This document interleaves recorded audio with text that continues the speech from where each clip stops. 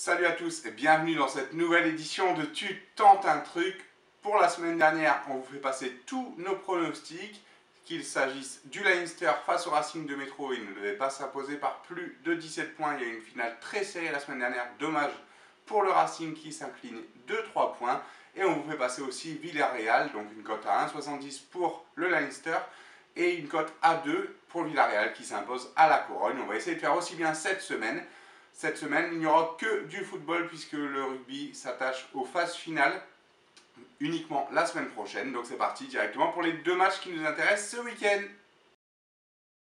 Le premier match qui nous intéresse, on part tout de suite en Liga espagnole. C'est aussi le dénouement en Liga espagnole, mais on connaît déjà les trois relégués.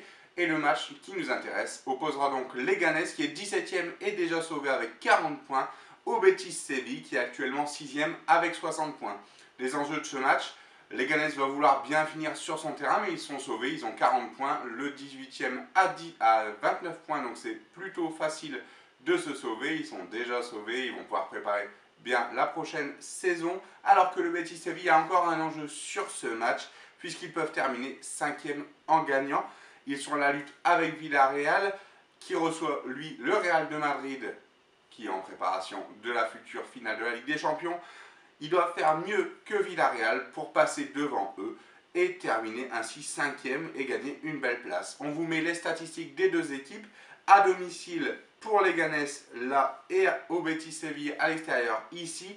Les 5 derniers matchs de Leganés, toutes sorties confondues, que ce soit domicile ou extérieur, c'est 1 nul et 4 défaites. Ils sont vraiment en position très mal barrée au classement. Ils ont 3 matchs de suite de perdus. Alors que du côté du Betis Séville, à l'extérieur, c'est 4 victoires et 1 nul, donc comme on vient de voir.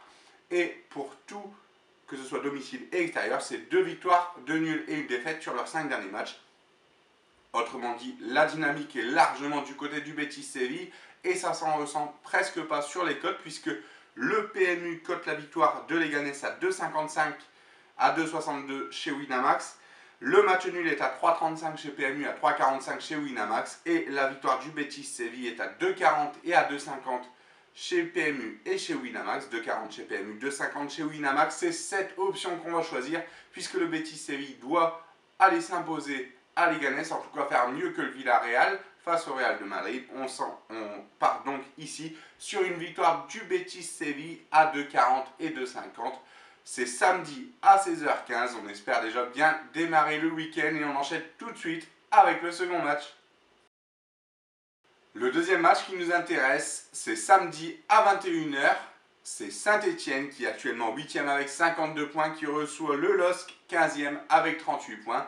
Les enjeux de ce match, peut-être aller chercher une 6e place qualificative pour l'Europa League pour Saint-Etienne, alors que du côté du LOSC, on est sauvé depuis la semaine dernière et la victoire 3-1 face à Dijon.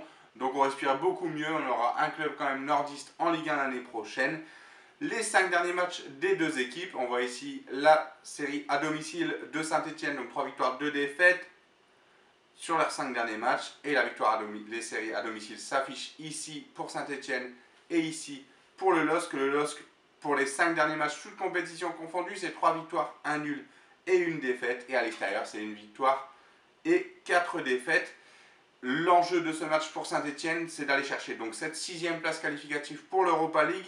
Il faut qu'il fasse un meilleur résultat que Bordeaux qui se déplace à Metz, mais aussi que Nice qui se déplace à Lyon. Donc Nice à Lyon, ça peut être compliqué. Bordeaux à Metz, ça peut être beaucoup plus simple pour les Bordelais.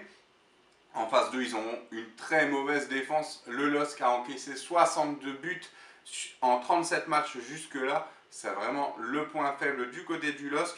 Et Saint-Etienne à domicile est plutôt bon, même s'il reste sur un match assez peu abouti face à Bordeaux et une défaite 3-1, alors qu'ils ont le pénalty pour revenir à 2-2 dans les dernières minutes.